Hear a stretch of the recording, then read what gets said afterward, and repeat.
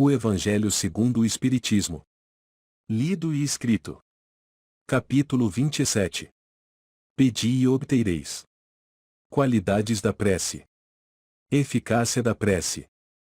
Ação da prece. Transmissão do pensamento. Reces inteligíveis. Da prece pelos mortos e pelos espíritos sofredores. Instruções dos espíritos. Maneira de orar e felicidade que a prece proporciona. Qualidades da prece. 1. Quando orardes, não vos assemelheis aos hipócritas, que, afetadamente, oram de pé nas sinagogas e nos cantos das ruas para serem vistos pelos homens. Digo-vos, em verdade, que eles já receberam sua recompensa. Quando quiserdes orar, entrai para o vosso quarto e, fechada a porta, orai a vosso Pai em secreto, e vosso Pai, que vê o que se passa em secreto, vos dará a recompensa. Não cuideis de pedir muito nas vossas preces, como fazem os pagãos, os quais imaginam que pela multiplicidade das palavras é que serão atendidos. Não vos torneis semelhantes a eles, porque vosso Pai sabe do que é que tendes necessidade, antes que lhe o peçais. Mateus 6, 5-8. 2. Quando vos aprestardes para orar, se tiverdes qualquer coisa contra alguém, perdoai-lhe, a fim de que vosso Pai, que está nos céus, também vos perdoe os vossos pecados. Se não perdoardes, vosso Pai, que está nos céus, também não vos perdoará os pecados. Marcos 11, 25 e 26. 3. Também disse esta parábola a alguns que punham a sua confiança em si mesmos, como justos, e desprezavam os outros. 2 homens subiram ao templo para orar, um era fariseu, publicano o outro. O fariseu, conservando-se de pé, orava assim, consigo mesmo: meu Deus, rendo-vos graças por não ser como os outros homens, que são ladrões, injustos e adúlteros, nem mesmo como esse publicano. Jejuo 2 vezes na semana ou dou o dízimo de tudo o que possuo. O publicano, ao contrário, conservando-se afastado, não ousava, sequer, erguer os olhos ao céu, ou mais batia no peito, dizendo: meu Deus, tem piedade de mim, que sou um pecador. Declaro-vos que este voltou para a sua casa justificado, e o outro não, porquanto, aquele que se eleva será rebaixado e aquele que se humilha será elevado. Lucas 18, 9-14. 4. Jesus definiu claramente as qualidades da prece. Quando orardes, diz ele, não vos ponhais em evidência, ou antes, orai em secreto. Não afeteis orar muito, pois não é pela multiplicidade das palavras que sereis escutados, mas pela sinceridade delas. Antes de orardes, se tiverdes qualquer coisa contra alguém, perdoai-lhe, visto que a prece não pode ser agradável a Deus, se não parte de um coração purificado de todo o sentimento contrário. A caridade. Orai, enfim, com humildade, como o publicano, e não com orgulho, como o fariseu. Examinai os vossos defeitos, não as vossas qualidades, e se vos comparardes aos outros, procurai o que há em vós de mal. Capítulo 10, itens 7 e 8. Eficácia da prece. 5. Seja o que for que peçais na prece, crede que o obtereis e concedido vos será o que pedirdes. Marcos 11, 24. 6. A quem conteste a eficácia da prece, com fundamento no princípio de que, conhecendo Deus as nossas necessidades, inútil se torna expor-lhes. E acrescentam os que assim pensam que, achando-se tudo no universo encadeado por leis eternas, não podem as nossas súplicas mudar os decretos de Deus. Sem dúvida alguma há leis naturais e imutáveis que não podem ser aberrogadas ao capricho de cada um, ou mais daí a crer-se que todas as circunstâncias da vida estão submetidas à fatalidade, vai grande distância. Se assim fosse, nada mais seria o homem do que instrumento passivo, sem livre-arbítrio e sem iniciativa. Nessa hipótese, só lhe caberia curvar a cabeça ao jugo dos acontecimentos, sem cogitar de evitá-los, não devera ter procurado desviar o raio. Deus não lhe outorgou a razão e a inteligência, para que ele as deixasse sem serventia ou à vontade, para não querer a atividade, para ficar inativo. Sendo livre o homem de agir num sentido ou noutro, seus atos lhe acarretam, e aos demais, consequências subordinadas ao que ele faz ou não. A. pois, devidos à sua iniciativa, sucessos que forçosamente escapam à fatalidade e que não quebram a harmonia das leis universais, do mesmo modo que o avanço ou atraso do ponteiro de um relógio não anula a lei do movimento sobre a qual se funda o mecanismo. Possível é, portanto, que Deus aceda a certos pedidos, sem perturbar a imutabilidade das leis que regem o conjunto, subordinada sempre essa anuência à sua vontade. 7. Desta máxima, concedido-vos será o que quer que pedirdes pela prece, for ilógico deduzir que basta pedir para obter e fora injusto acusar a providência se não acede a toda súplica que se lhe faça, uma vez que ela sabe, melhor do que nós, o que é para nosso bem. É como procede um pai criterioso que recusa ao filho o que seja contrário aos seus interesses. Em geral, o homem apenas vê o presente, ora, se o sofrimento é de utilidade para a sua felicidade futura, Deus o deixará sofrer, como o cirurgião deixa que o doente sofra as dores de uma operação que lhe trará a cura. O que Deus lhe concederá sempre, se ele o pedir com confiança, é a coragem, a paciência, a resignação. Também lhe concederá os meios de se tirar por si mesmo das dificuldades, mediante ideias que fará-lhe surgiram os bons espíritos, deixando-lhe dessa forma o mérito da ação. Ele assiste os que ajudam a si mesmos, de conformidade com esta máxima, ajuda-te, que o céu te ajudará, ou não assiste, porém, os que tudo esperam de um socorro estranho, sem fazer uso das faculdades que possui. Entretanto, as mais das vezes, o que o homem quer é ser socorrido por milagre, sem despender o mínimo esforço. Capítulo 25, itens 1 e seguintes. 8. Tomemos um exemplo. Um homem se acha perdido no deserto. A sede o martiriza horrivelmente. Desfalecido, cai por terra. Pede a Deus que o assista, e espera. Nenhum anjo lhe virá dar de beber. Contudo, um bom espírito lhe sugere a ideia de levantar-se e tomar um dos caminhos que tem diante de si. Por um movimento maquinal, reunindo todas as forças que lhe restam, ele se ergue, caminha e descobre ao longe um regato. Ao divisá-lo, ganha coragem. Se tem fé, exclamará: obrigado, meu Deus, pela ideia que me inspiraste e pela força que me deste. Se lhe falta fé, exclamará: que boa ideia tive. Que sorte a minha de tomar o caminho da direita, em vez do da esquerda, ou o acaso, às vezes, nos serve admiravelmente. Quanto me felicito pela minha coragem e por não me ter deixado abater. Mas dirão: por que o bom espírito não lhe disse claramente: segue este caminho, que encontrarás o de que necessitas? Por que não se lhe mostrou para o guiar e sustentar no seu desfalecimento? Dessa maneira tê-lo-ia convencido da intervenção da providência. Primeiramente, para lhe ensinar que cada um deve ajudar a si mesmo e fazer uso das suas forças. Depois, pela incerteza, Deus põe à prova a confiança que nele deposita a criatura e a submissão desta à sua vontade.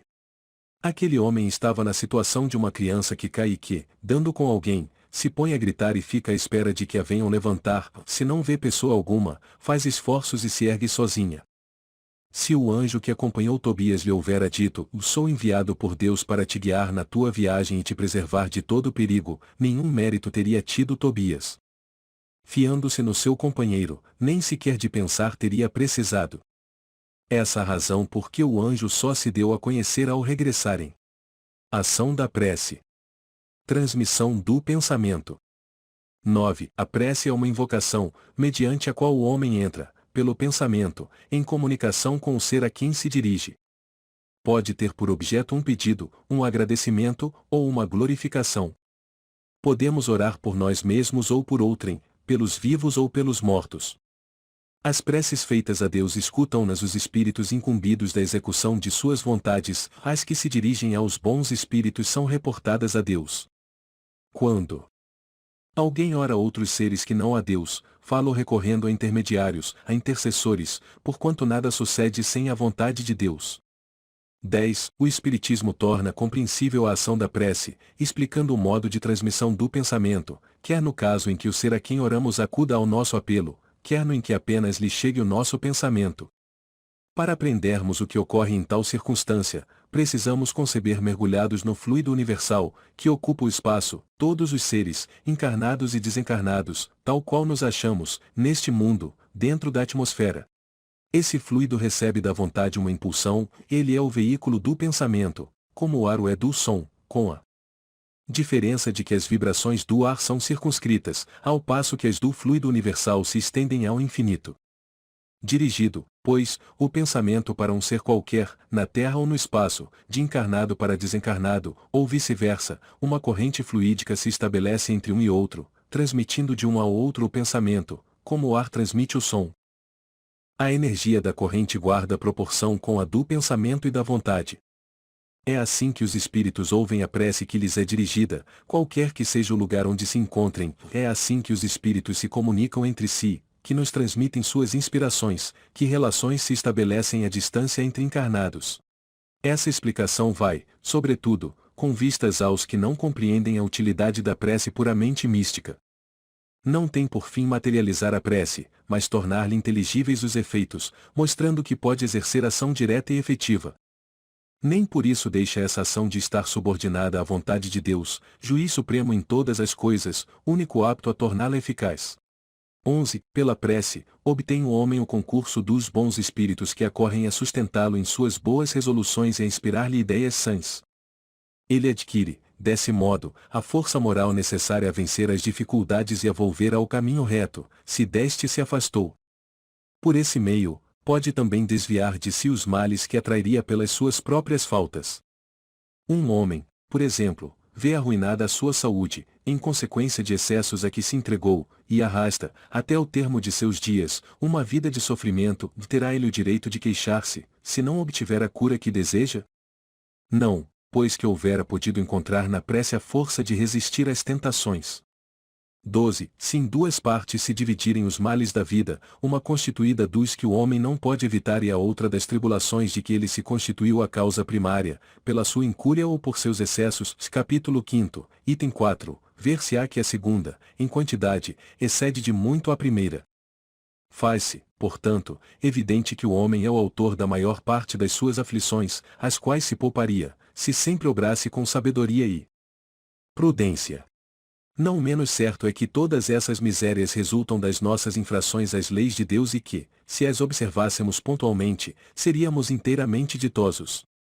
Se não ultrapassássemos o limite do necessário, na satisfação das nossas necessidades, não apanharíamos as enfermidades que resultam dos excessos, nem experimentaríamos as vicissitudes que as doenças acarretam. Se puséssemos freio à nossa ambição, não teríamos de temer a ruína, se não quiséssemos subir mais alto do que podemos, não teríamos de recear a queda. Se fossemos humildes, não sofreríamos as decepções do orgulho abatido, se praticássemos a lei de caridade, não seríamos maldizentes, nem invejosos, nem ciosos, e evitaríamos as disputas e dissensões, se mal a ninguém fizéssemos, não houvéramos de temer as vinganças etc. Admitamos que o homem nada possa com relação aos outros males, que toda prece lhe seja inútil para livrar-se deles, já não seria muito ter a possibilidade de ficar isento de todos os que decorrem da sua maneira de proceder?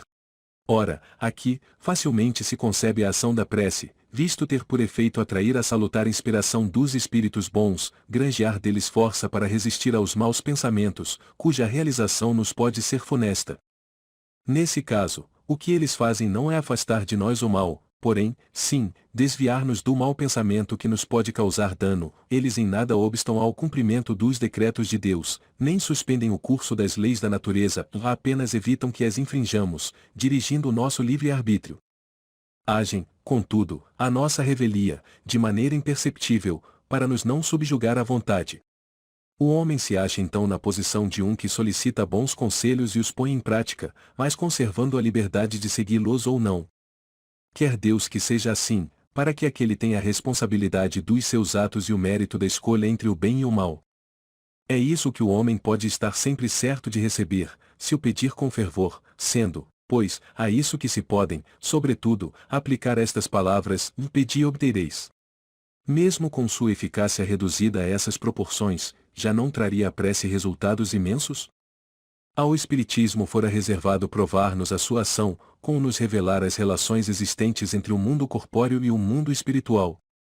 Os efeitos da prece, porém, não se limitam aos que vimos de apontar.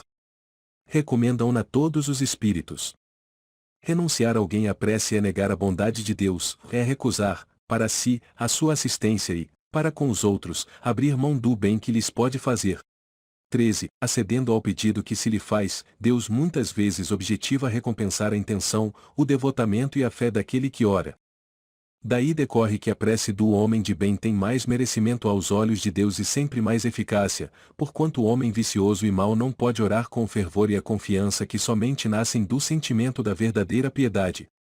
Do coração do egoísta, do daquele que apenas de lábios ora, unicamente saem palavras, nunca os ímpetos de caridade que dão à prece todo o seu poder.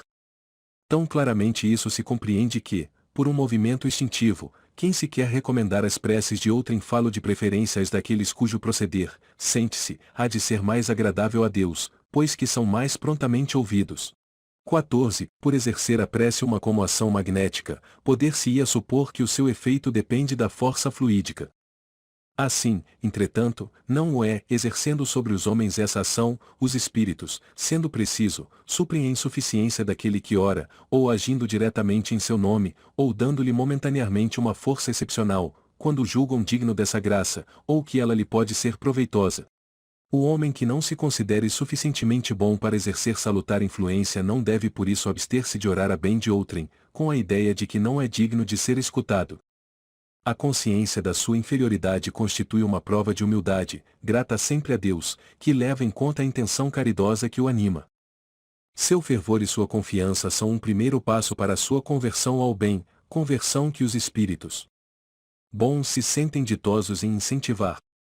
Repelida só é a prece do orgulhoso que deposita fé no seu poder e nos seus merecimentos e acredita ser-lhe possível sobrepor-se à vontade do Eterno.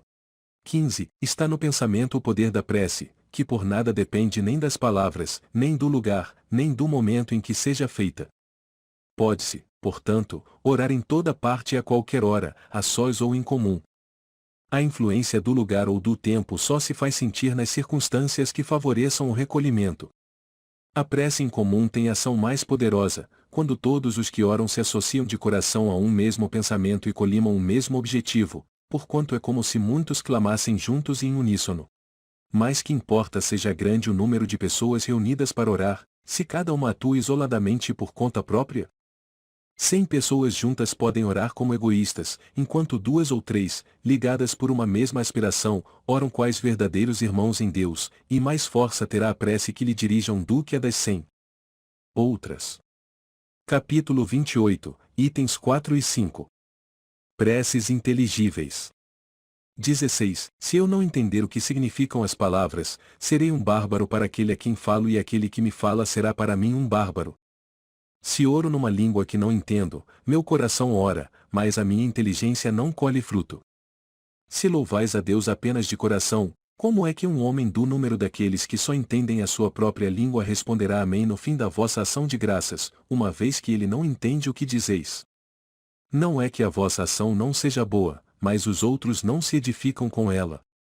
Paulo, 1 aos Coríntios, 14, 11, 14, 16 e 17. 17. A prece só tem valor pelo pensamento que lhe está conjugado.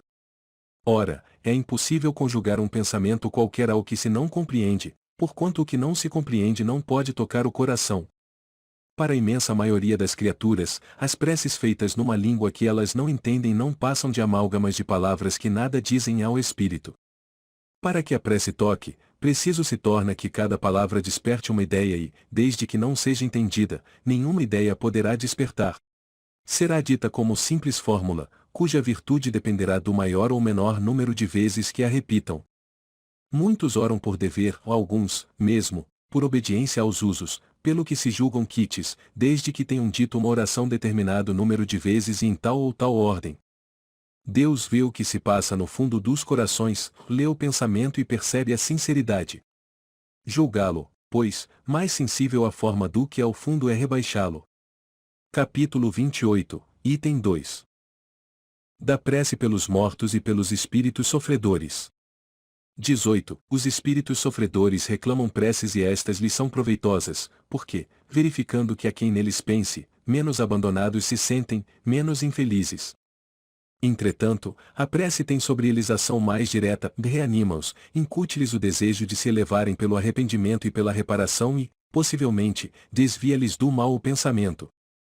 É nesse sentido que lhes pode não só aliviar, como abreviar os sofrimentos. Veja-se, no céu e o inferno, segunda parte, exemplos. 19. Pessoas a que não admitem a prece pelos mortos, porque, segundo acreditam, a alma só tem duas alternativas, de ser salva ou ser condenada às penas eternas, resultando, pois, em ambos os casos, inútil a prece. Sem discutir o valor dessa crença, admitamos, por instantes, a realidade das penas eternas e irremissíveis e que as nossas preces sejam impotentes para lhes pôr termo. Perguntamos se, nessa hipótese, será lógico, será caridoso, será cristão recusar a prece pelos réprobos? Tais preces, por mais impotentes que fossem para os liberar, não lhes seriam uma demonstração de piedade capaz de abrandar-lhes os sofrimentos? Na terra, quando um homem é condenado a galés perpétuas, quando mesmo não haja a mínima esperança de obter-se para ele perdão, será defeso a uma pessoa caridosa ir carregar-lhe os grilhões, para aliviá-lo do peso destes? Sendo alguém atacado de mal incurável, dever-se-á, por não haver para o doente esperança nenhuma de cura, abandoná-lo, sem lhe proporcionar qualquer alívio? Lembrai-vos de que, entre os réprobos, pode achar-se uma pessoa que vos foi cara, um amigo, talvez um pai, uma mãe, ou um filho, e dizeis-se, não havendo, segundo credes, possibilidade de ser perdoado esse ente, lhe recusaríeis um copo de água para mitigar-lhe a sede? Um bálsamo que lhe seque as chagas? Não faríeis por ele o que faríeis por um galé? Não lhe daríeis uma prova de amor, uma consolação? Não, isso cristão não seria. Uma crença que petrifica o coração é incompatível com a crença em um Deus que põe na primeira categoria dos deveres o amor ao próximo. A não eternidade das penas não implica a negação de uma penalidade temporária, dado não ser possível que Deus, em sua justiça, confunda o bem e o mal. Ora, negar, neste caso, a eficácia da prece, fora negar a eficácia da consolação, dos encorajamentos, dos bons conselhos, fora negar a força que aurimos da assistência moral dos que nos querem bem. 20 outros se fundam numa razão mais especiosa, na imutabilidade dos decretos divinos. Deus, dizem esses, não pode mudar as suas decisões a pedido das criaturas, a não ser assim, careceria de estabilidade o mundo. O homem, pois, nada tem de pedir a Deus, só lhe cabendo submeter-se e adorá-lo. Há, nesse modo de raciocinar, uma aplicação falsa do princípio da imutabilidade da lei divina, ou melhor, ignorância da lei, no que concerne à penalidade futura. Essa lei revelam-na hoje os Espíritos do Senhor, quando o homem se tornou suficientemente maduro para compreender o que, na fé, é conforme ou contrário aos atributos divinos. Segundo o dogma da eternidade absoluta das penas, não se levam em conta ao culpado os remorsos, nem o arrependimento. É-lhe inútil todo desejo de melhorar-se, e está condenado a conservar-se perpetuamente no mal. Se a sua condenação foi por determinado tempo, a pena cessará, uma vez expirado esse tempo. Mas quem poderá afirmar que ele então possua melhores sentimentos? Quem poderá dizer que, a exemplo de muitos condenados da terra, ao sair da prisão, ele não seja tão mau quanto antes? No primeiro caso, seria manter na dor do castigo um homem que volveu ao bem, ou no segundo, seria agraciar a um que continua culpado. A lei de Deus é mais previdente. Sempre justa, equitativa e misericordiosa, não estabelece para a pena, qualquer que esta seja, duração alguma. Ela se resume assim. 21. O homem sofre sempre a consequência de suas faltas, não há uma só infração à lei de Deus que fique sem a correspondente punição. A severidade do castigo é proporcionada à gravidade da falta. Indeterminada é a duração do castigo, para qualquer falta, fica subordinada ao arrependimento do culpado e ao seu retorno à senda do bem, ou a pena dura tanto quanto a obstinação no mal, ou seria perpétua, se perpétua fosse a obstinação, ou dura pouco, se pronto é o arrependimento. Desde que o culpado clame por misericórdia, Deus o ouve e lhe concede a esperança. Mas não basta o simples pesar do mal causado, é necessária a reparação, pelo que o culpado se vê submetido a novas provas em que pode, sempre por sua livre vontade, praticar o bem, reparando o mal que haja feito. O homem é, assim, constantemente, o árbitro de sua própria sorte, pertence-lhe abreviar ou prolongar indefinidamente o seu suplício, a sua felicidade ou a sua desgraça dependem da vontade que tenha de praticar o bem. Tal a lei, lei imutável e em conformidade com a bondade e a justiça de Deus. Assim, o espírito culpado e infeliz pode sempre salvar-se a si mesmo. A lei de Deus estabelece a condição em que se lhe torna possível fazê-lo. O que as mais das vezes lhe falta é a vontade, a força, a coragem. Se, por nossas preces, lhe inspiramos essa vontade, se o amparamos e animamos.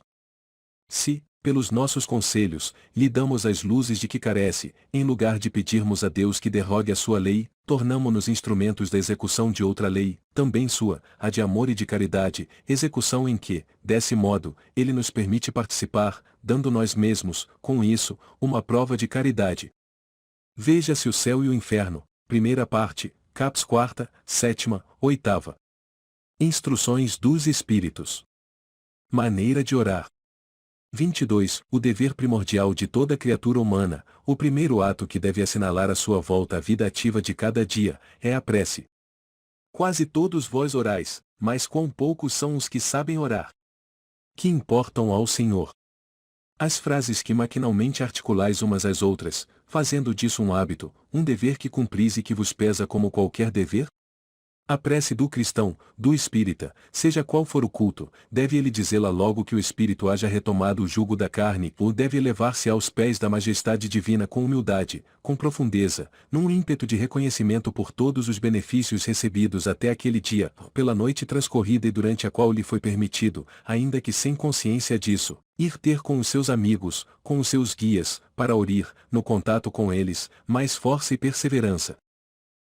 Deve ela subir humilde aos pés do Senhor, para lhe recomendar a vossa fraqueza, para lhe suplicar amparo, indulgência e misericórdia. Deve ser profunda, porquanto é a vossa alma que tem de elevar-se para o Criador, de transfigurar-se, como Jesus no Tabor, a fim de lá chegar nívea e radiosa de esperança e de amor. A vossa prece deve conter o pedido das graças de que necessitais, mais de que necessitais em realidade. Inútil, portanto, pedir ao Senhor que vos abrevie as provas, que vos dê alegrias e riquezas. Rogai-lhe que vos conceda os bens mais preciosos da paciência, da resignação e da fé. Não digais, como fazem muitos, não vale a pena orar, porquanto Deus não me atende. Que é o que, na maioria dos casos, pedis a Deus.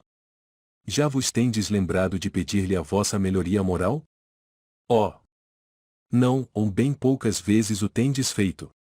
O que preferentemente vos lembrais de pedir é o bom êxito para os vossos empreendimentos terrenos e haveis com frequência exclamado: Deus não se ocupa conosco, se ocupasse, não se verificariam tantas injustiças. Insensatos. Ingratos. Se descesseis ao fundo da vossa consciência, quase sempre depararíeis, em vós mesmos, com o ponto de partida dos males de que vos queixais. Pedi, pois, antes de tudo, que vos possais melhorar e vereis que torrente de graças e de consolações se derramará sobre vós. Capítulo 5, item 4. Deveis orar incessantemente, sem que, para isso, se faça mister vos recolhais ao vosso oratório, ou vos lanceis de joelhos nas praças públicas. A prece do dia é o cumprimento dos vossos deveres, sem exceção de nenhum, qualquer que seja a natureza deles. Não é ato de amor a Deus assistirdes os vossos irmãos numa necessidade, moral ou física? Não é ato de reconhecimento elevardes a Ele o vosso pensamento, quando uma felicidade vos advém, quando evitais um acidente, quando mesmo uma simples contrariedade apenas vos roça a alma, desde que vos não esqueçais de exclamar: Sede bendito, meu Pai? Não é ato de contrição vos humilhardes diante do Supremo Juiz, quando sentis que falistes, ainda que somente por um pensamento fugaz, para lhe dizerdes: Perdoai-me, meu Deus, pois pequei, por orgulho, por egoísmo, ou por falta de caridade, dai-me forças para não falir de novo e coragem para a reparação da minha falta. Isso independe das preces regulares da manhã, da noite e dos dias consagrados. Como vedes, a prece pode ser de todos os instantes, sem nenhuma interrupção acarretar aos vossos trabalhos. Dita assim, ela, ao contrário, os santifica. Tende como certo que um só desses pensamentos, se partir do coração, é mais ouvido pelo vosso Pai Celestial do que as longas orações ditas por hábito, muitas vezes sem causa determinante e as quais apenas maquinalmente vos chama a hora convencional. V. Monod. Bordeaux, 1862. Felicidade que a prece proporciona. 23. Vinde, vós que desejais crer. Os espíritos celestes acorrem a vos anunciar grandes coisas. Deus, meus filhos, abre os seus tesouros, para vos outorgar todos os benefícios. Homens incrédulos! Se soubesseis quão grande bem faz a fé ao coração e como induz a alma ao arrependimento e à prece. A prece. Ah! Como são tocantes as palavras que saem da boca daquele que ora. A prece é o orvalho divino que aplaca o calor excessivo das paixões. Filha primogênita da fé, ela nos encaminha para a senda que conduz a Deus. No recolhimento e na solidão, estais com Deus. Para vós, já não há mistérios, eles se vos desvendam. Apóstolos do pensamento, é para vós a vida. Vossa alma se desprende da matéria e rola por esses mundos infinitos e etéreos, que os pobres humanos desconhecem. Avançai, avançai pelas veredas da prece e ouvireis as vozes dos anjos. Que harmonia! Já não são o ruído confuso e os sons estrídulos da terra, são as liras dos arcanjos, são as vozes brandas e suaves dos serafins, mais delicadas do que as brisas matinais, quando brincam na folhagem dos vossos bosques. Por entre que delícias não caminhareis. A vossa linguagem não poderá exprimir essa aventura, tão rápida entra ela por todos os vossos poros, tão vivo e refrigerante é o manancial em que, orando, se bebe. Dulçorosas vozes, inebriantes perfumes, que a alma ouve e aspira, quando se lança a essas esferas desconhecidas e habitadas pela prece. Sem mescla de desejos carnais, são divinas todas as aspirações. Também vós, orai como Cristo, levando a sua cruz ao Gólgota, ao Calvário. Carregai a vossa cruz e sentireis as doces emoções que lhe perpassavam na alma, se bem que vergado ao peso de um madeiro infamante. Ele ia morrer, mas para viver a vida celestial na morada de seu Pai. Santo Agostinho. Paris, 1861.